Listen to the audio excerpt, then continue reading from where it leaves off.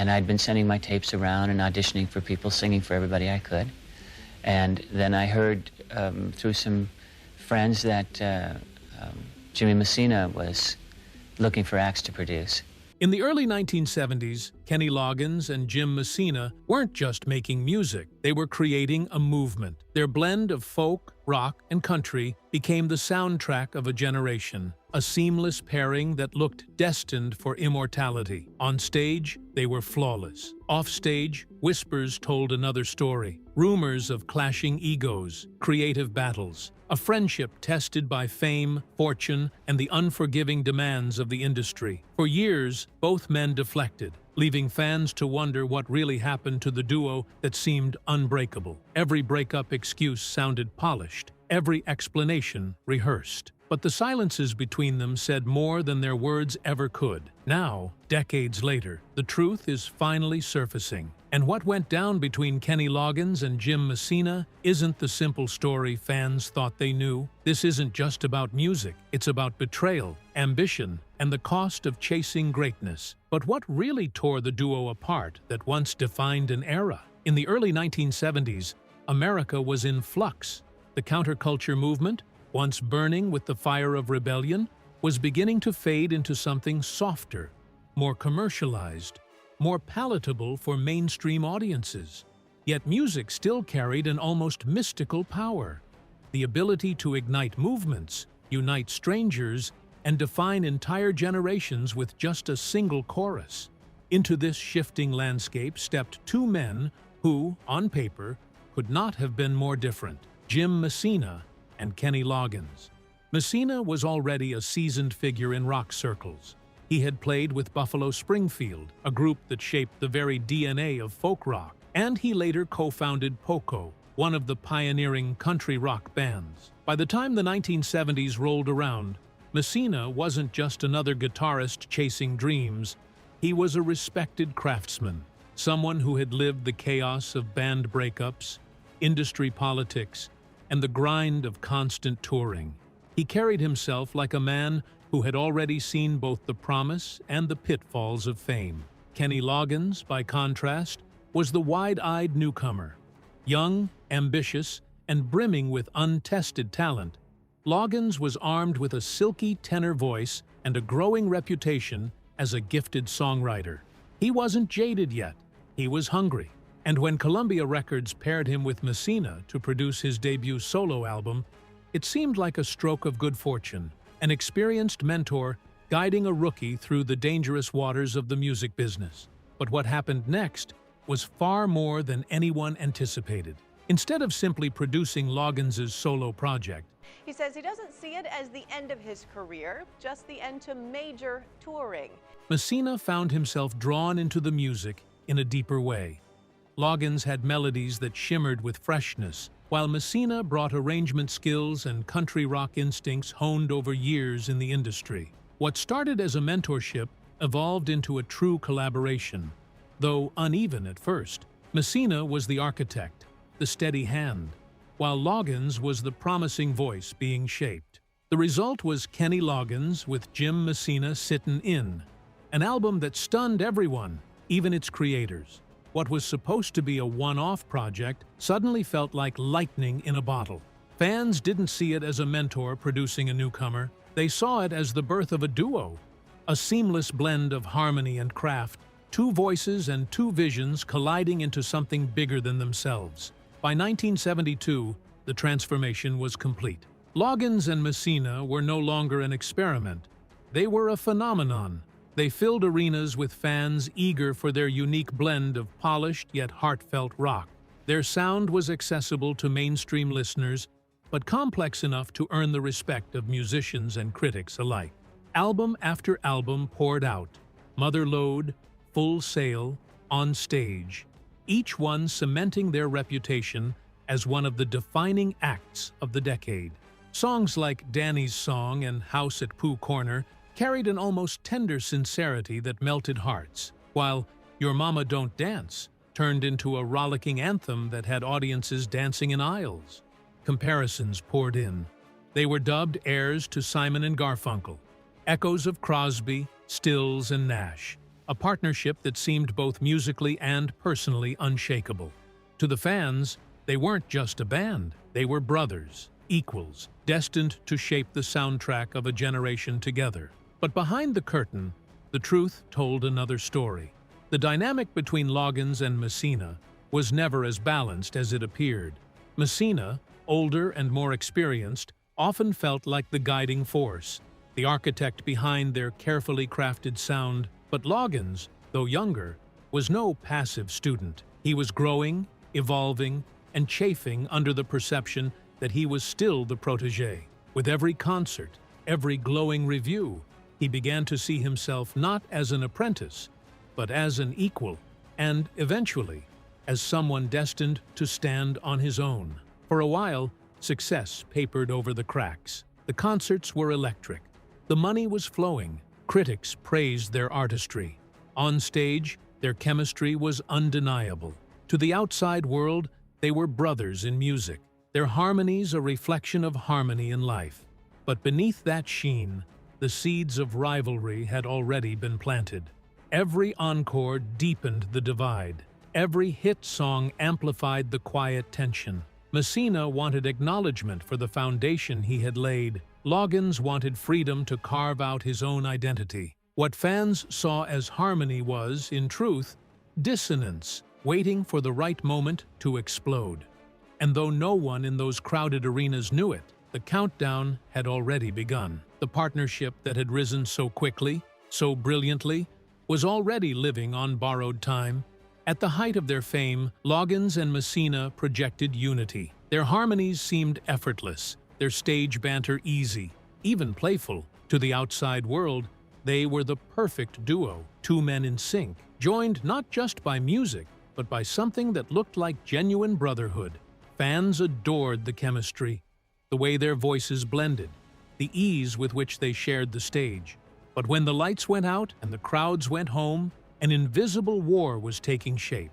The problem wasn't just about music, it was about control, about power, and about who would truly own the future. Jim Messina had been through the grinder of the music industry before. He had seen what could happen to bands who trusted the wrong managers, signed the wrong contracts, or gave too much of themselves away to record companies. His years with Buffalo Springfield and Poco had hardened him, made him wary.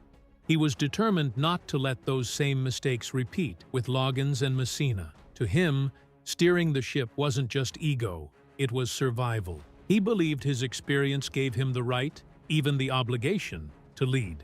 For a time, Kenny Loggins was grateful. Still young, untested, and in awe of the stage he now commanded, he leaned on Messina's experience. That guidance gave him stability, credibility, and a fast track to success. But as Loggins' star rose, so did his confidence. He was no longer the wide-eyed kid who needed a mentor. He was writing the hits, fronting the shows, watching his songs climb the charts. Slowly but surely, he began to chafe at the idea of being the kid in Messina's orbit. The cracks began in the songwriting sessions. Loggins wanted to explore softer pop ballads, melodies that leaned into his gentle, melodic tenor. He envisioned music that could reach beyond rock, music that felt intimate, even tender. Messina, rooted in the grit of country rock, pushed for edge and authenticity, for something that wouldn't feel overly polished or sentimental. Their visions collided. In the studio, tensions became impossible to ignore. Arguments flared over arrangements, over lyrics, even over the smallest details. Album covers, track listings, the order of songs. What should have been collaboration turned into a tug-of-war. Neither man wanted to admit it publicly. Writer Jim Messina announced he will be performing at Wytheville's Millwall Theater in March. But the partnership was straining under the weight of their diverging ambitions. The press, of course, saw none of this.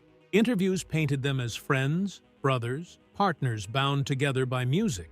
But behind the curtain, insiders whispered about the truth. Backstage shouting matches, rehearsals that ended in icy silence, producers forced to act as referees when discussions broke down. Even their bandmates noticed. One recalled later that sometimes the room went cold the moment they both walked in, as if everyone was holding their breath, waiting for sparks to fly. Money only made things worse. Royalties, publishing rights, decisions about touring, all became points of friction. Was Messina protecting the duo, or simply controlling it? Was Loggins being ungrateful, or finally standing up for himself? Each man saw the other through a lens of suspicion, convinced that the balance of power was shifting. The bond that had once felt unbreakable was now fraying with every passing month.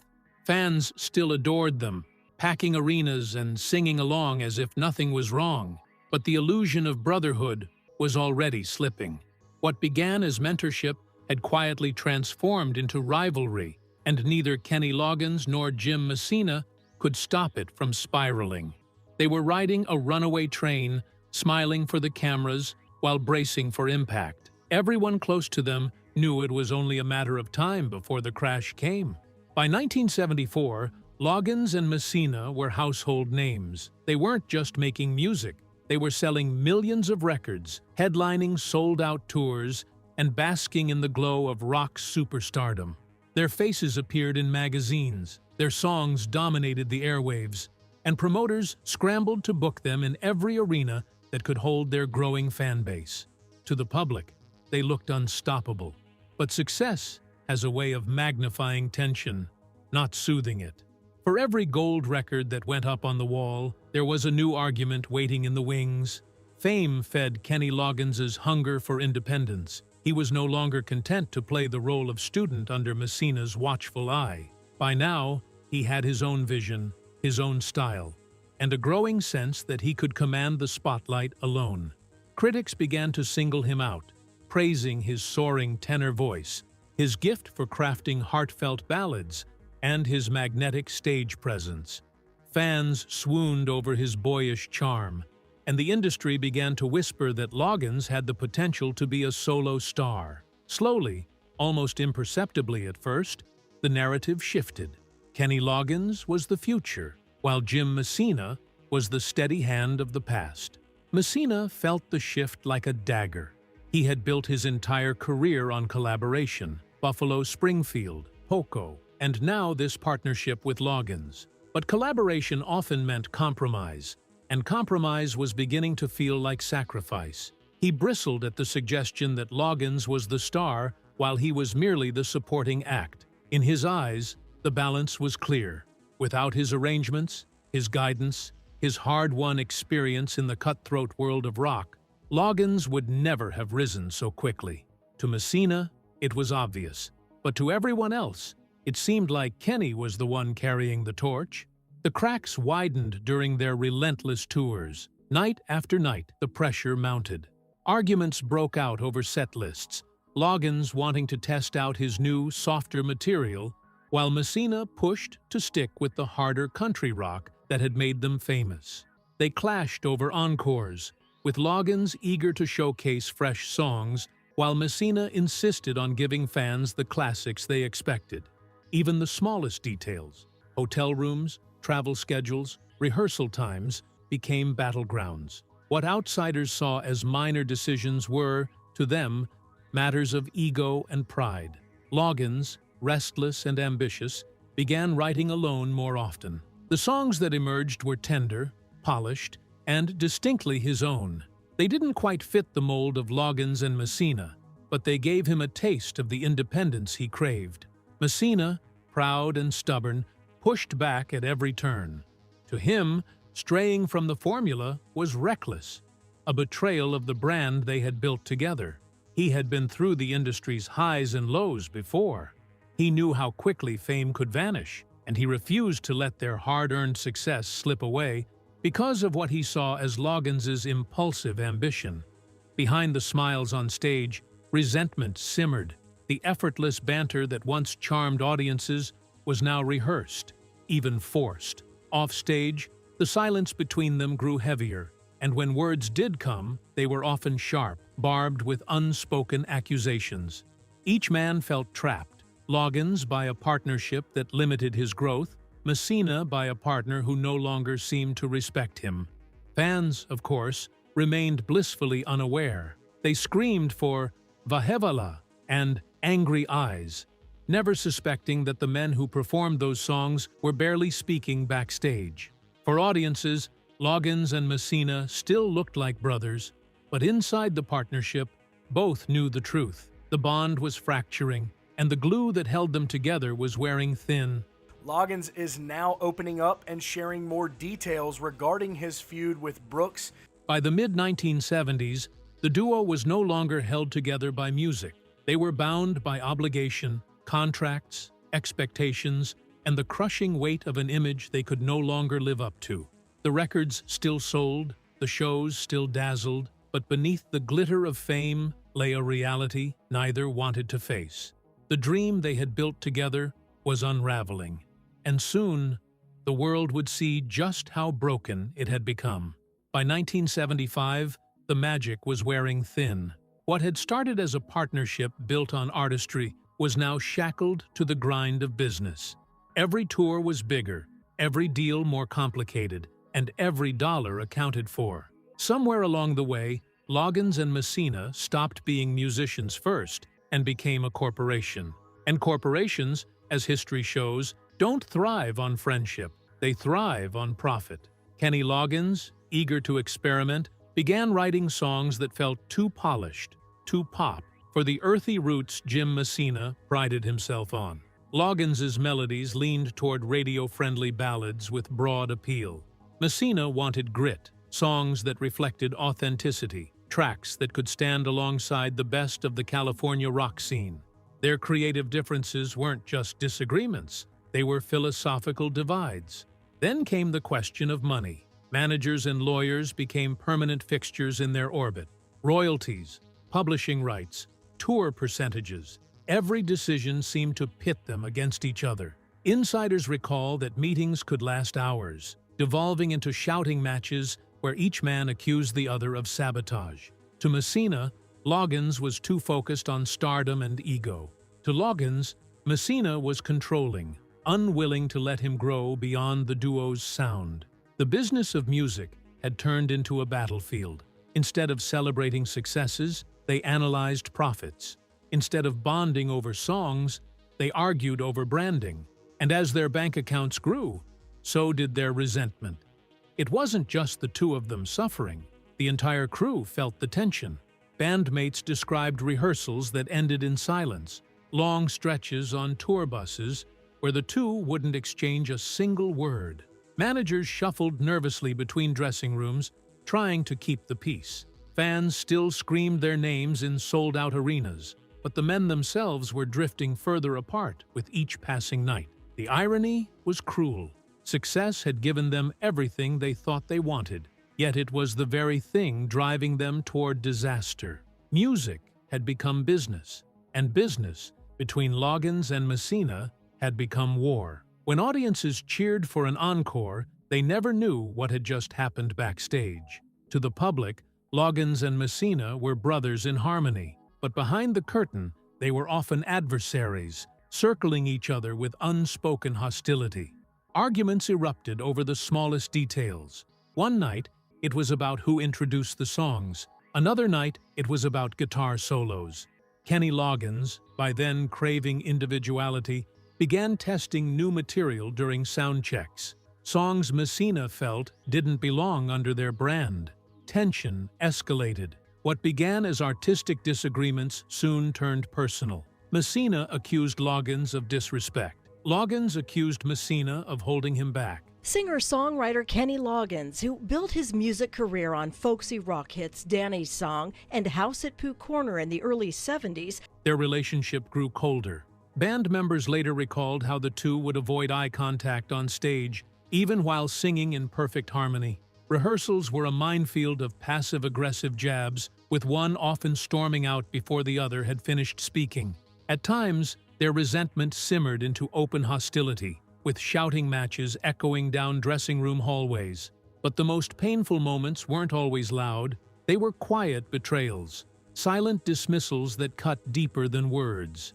Loggins began seeking advice from outside producers, subtly signaling that he no longer trusted Messina's instincts. Messina, feeling abandoned, started floating the idea that perhaps Loggins was more interested in his solo ambitions than the duo's future. These whispers grew louder until even industry insiders began to suspect a split was inevitable. Fans were oblivious, but the writing was on the wall. Their final years together were a balancing act, playing the roles of partners on stage while privately unraveling behind the scenes. The trust that once bound them was gone, replaced with suspicion and hurt. They sang harmonies, but no longer lived them. In 1976, the bombshell finally dropped. Loggins and Messina were breaking up. To the outside world, the news was shocking. They seemed unstoppable, charting hits, selling records, commanding arenas. Why would two men at the peak of success walk away from it all? The official statements were polite, even diplomatic. They spoke of creative differences, of pursuing individual paths, of mutual respect. But behind closed doors, the story was far messier. Kenny Loggins was restless. He saw himself as more than half of a duo. He wanted to write alone, sing alone, and claim a spotlight he believed was his by right. Jim Messina, meanwhile, was tired of fighting. He had invested years of mentorship, shaping Loggins from an unknown songwriter into a household name. And now, he felt discarded, left behind as his younger partner leapt forward. Insiders later admitted the breakup wasn't mutual, it was inevitable.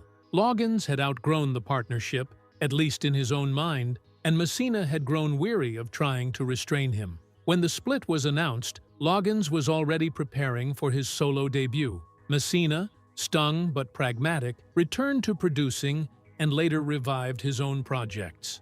The fans mourned, letters poured in, begging them to reconsider. Some accused Loggins of betrayal, others blamed Messina for being too rigid. But the truth was simpler. Their bond had been eroded by years of rivalry, ambition, and silence. The brotherhood had died long before the press release made it official. And we had a lot of fun on the road, and, I was 30. For the first time in years, Kenny Loggins and Jim Messina walked separate paths, one toward superstardom, the other toward quiet resilience.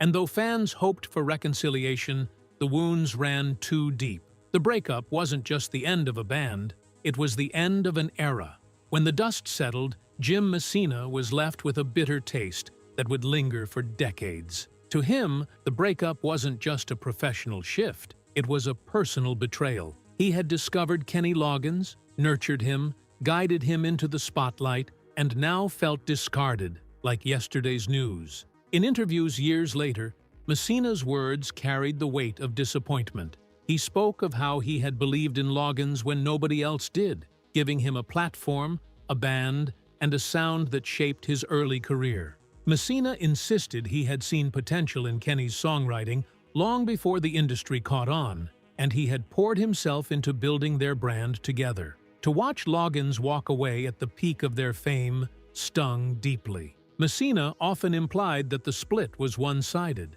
that Loggins was the one who wanted out. He described the growing imbalance in their partnership, how decisions increasingly revolved around Kenny's ambitions. It wasn't just about creative direction anymore, it was about control, and Messina felt it slipping from his hands. What hurt the most was the way it ended. There was no explosive fight, no dramatic final confrontation. Instead, Messina recalled a slow, quiet drift until one day it was over. He compared it to watching a friend move out of a house you built together, taking the furniture and leaving the walls bare. Fans might have believed the breakup was mutual, but Messina never really saw it that way. The years that followed saw him retreat into producing and smaller projects, while Loggins rose to superstardom. To Messina, that rise was confirmation. Kenny had left, not because the duo failed, but because he wanted more. And Messina, the mentor who once shaped his path, was now a ghost in his story. For Kenny Loggins, the breakup wasn't betrayal, it was liberation. He didn't see himself as abandoning Messina, but as stepping into the identity he had been yearning for all along. Even at the height of their fame, Loggins had felt boxed in, defined by a partnership that no longer reflected who he wanted to be. Getting close to a period of time where I think I want to cut way back on the touring part of it. The moment he went solo, his instincts proved right. His first albums carved a new sound, softer, more radio-friendly, leaning into the soaring ballads and anthems that would define his career. Songs like Whenever I Call You Friend and This Is It cemented him as a hitmaker, and before long, he was climbing charts in ways Loggins and Messina never had. To his critics, it looked like ruthless ambition.